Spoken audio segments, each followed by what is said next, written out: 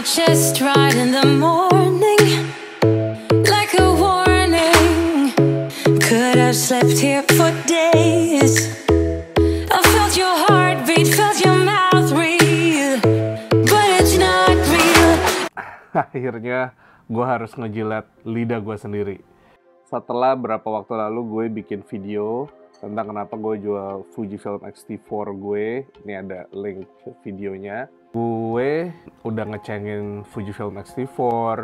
Gue bilang full frame lebih mantap. Dan akhirnya gue jual Fujinya dan lensa-lensa. Akhirnya gue decide untuk menambah koleksi kamera gue dengan Fujifilm lagi. Walaupun gue udah ada Sony A7S III dan juga A7 IV. Tadinya gue pikir udah cukup untuk menjadi kamera fotografi gue.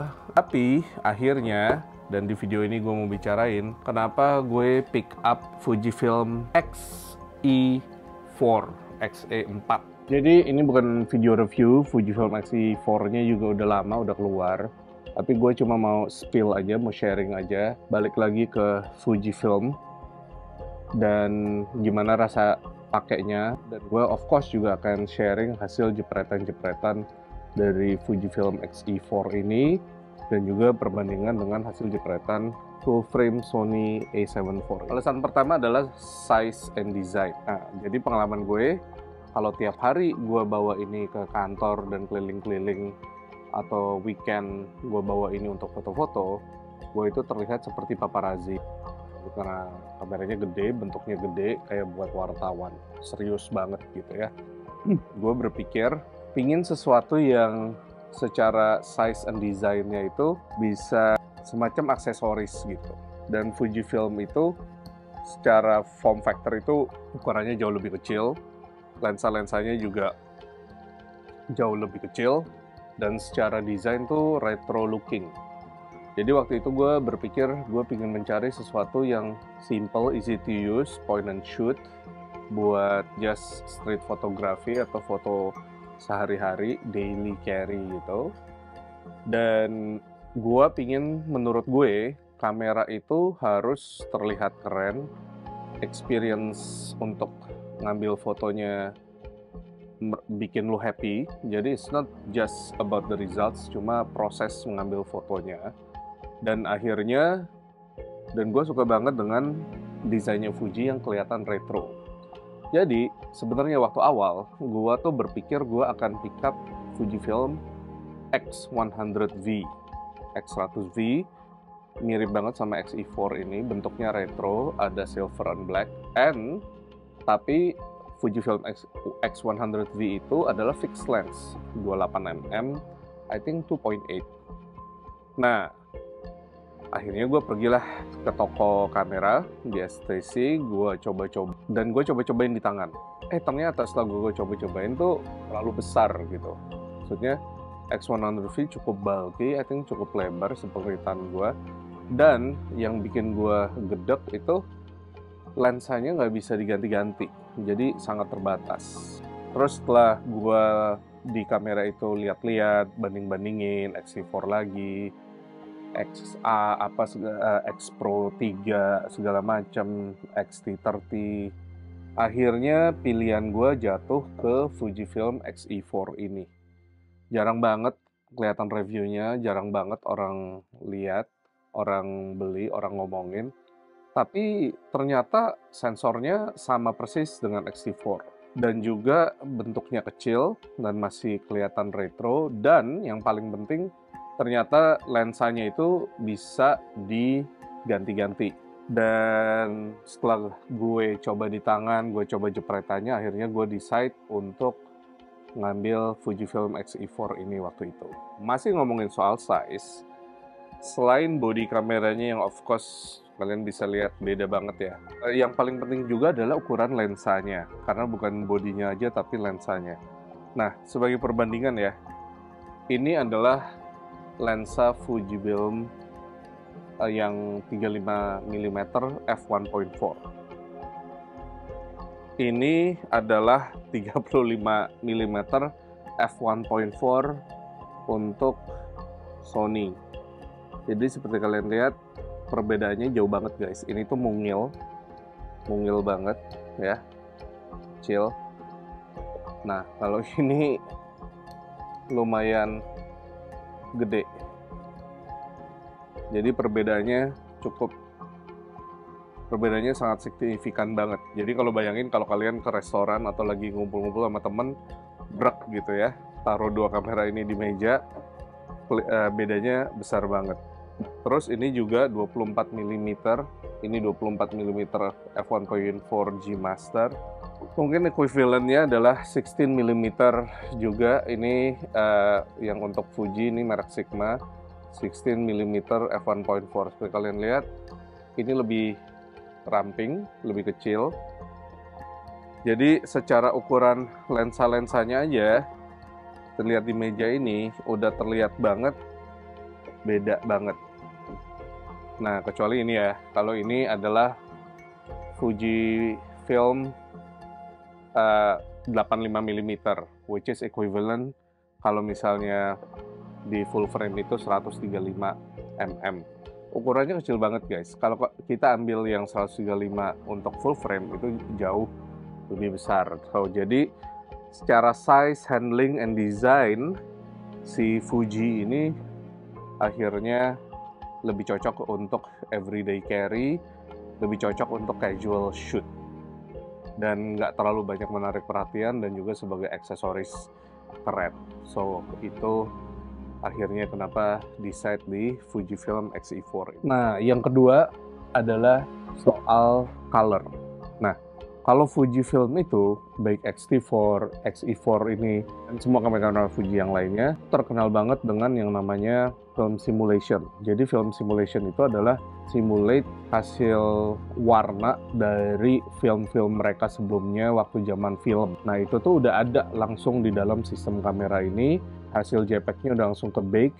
Jadi gampang banget untuk Fujifilm ini snap, langsung ambil gambar. Itu nggak perlu banyak editing, udah langsung bisa upload ke social media. Juga di film simulation itu, film simulation yang dimodif-modif dan memang udah ada preset-preset kosongnya.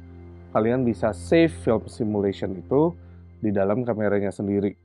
Jadi ini perfect banget untuk everyday foto. Udah jadi, langsung transfer ke telepon tanpa banyak editing. Sedangkan kalau Sony ini ada memang yang namanya creative style atau creative look, tapi hasil warnanya itu memang nggak semenarik Fuji. Again, fungsinya ini adalah untuk mengsimulate retro vintage style film look. Sedangkan kalau Sony, gua rasa adalah memang dibuat untuk profesional, dibuat untuk ambil gambar secara profesional dan perlu editing. File-file Sony memang mungkin lebih fleksibel ya, atau gue rasa memang didesain adalah untuk diperlukannya editing untuk dapat hasil-hasil yang lebih profesional atau kekinian. Kalau ini adalah retro look, lebih art. Kalau Sony adalah lebih untuk professional look, untuk lebih yang profesional aja sih menurut gue gitu. Itu kenapa akhirnya yang menarik dari Fujifilm ini. Dan gak cuma yang ini aja, tapi semua kamera Fujifilm. Kalau masalah performance, menurut gue itu kasarnya begini loh. Kalau Sony itu didesain untuk masa sekarang, the latest technology, autofocusnya, low light performance-nya, ada IBIS-nya, flip-up screen-nya, menunya, apa semua ini didesain untuk the latest and greatest in the technology gitu ya. Sedangkan kalau Fujifilm mungkin di departemen menurut gue yang cukup nyebelin adalah autofocusnya yang kadang masih suka miss, dan juga yang kedua itu adalah low light-nya. Low light-nya Fujifilm ini kurang atau mungkin nggak seheboh Sony. Secara teknologi menurut gue Sony sedikit lebih diunggulkan. Tapi again, yang kalian pedulikan hasilnya, hasil kameranya, hasil jepretannya. So, sekarang gue mau share dulu beberapa hasil jepretan dan perbandingan antara Fujifilm dan Sony. Ada yang udah diedit, ada yang straight out of cut.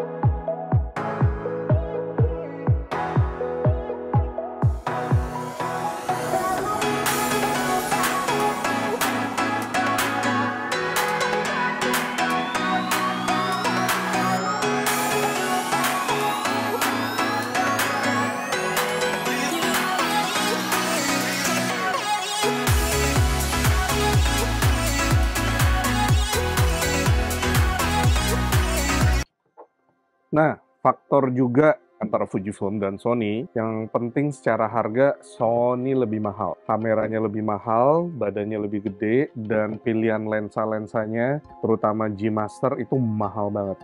Satu lensa G Master mungkin bisa beli satu kamera Fujifilm. Sedangkan kalau kamera-kamera Fujifilm itu budget friendly, banyak yang di bawah 10 jutaan, bahkan top of the line-nya lensa-lensa Fuji itu 20 jutaan ke bawah seingat gua. Sedangkan kalau Sony, lensa-lensa G Master-nya itu udah 20 jutaan ke atas.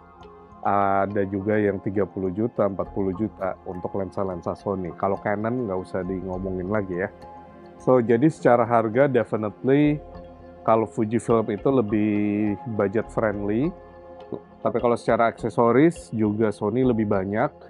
Karena memang didesain untuk kerjaan profesional. Dan kan kalau menurut gue Fujifilm itu lebih diarahkan untuk everyday photography, everyday photographer yang nggak ribet, yang ringkas, yang gampang dibawa kemana-mana. Video ini dibuat Fujifilm X-T5 baru aja keluar, baru aja launching. I think masih pre-order, belum diumumkan. Dan waktu video ini dibuat juga udah keluar Fujifilm X-H2, X-H2S, dan yang terakhir I think berapa minggu lalu X-T5. Gue akan coba-coba kamera-kamera itu. Tapi yang pasti experience-nya, conclusion-nya adalah experience-nya syuting dengan Fujifilm menurut gue itu menyenangkan sekali. Megangnya, ngebawanya, kalau lu taro, kalau lu ngejepret, itu experience-nya bener-bener berasa banget.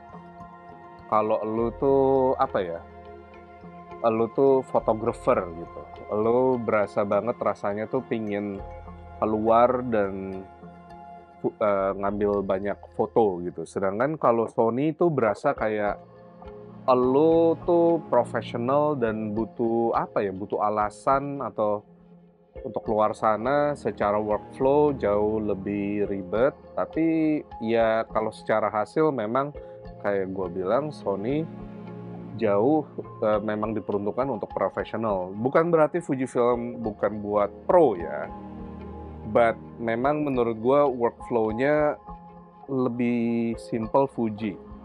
Dan Fuji pun lucunya, menurut gue gini, Fujifilm yang buat masyarakat luas adalah Fujifilm APS-C-nya. Tapi Fujifilm juga ada jajaran yang di atas full frame justru. Dia medium format, yaitu Fujifilm GFX kalau gue nggak salah. Nah itu lebih gila lagi harganya, semua di atas Sony.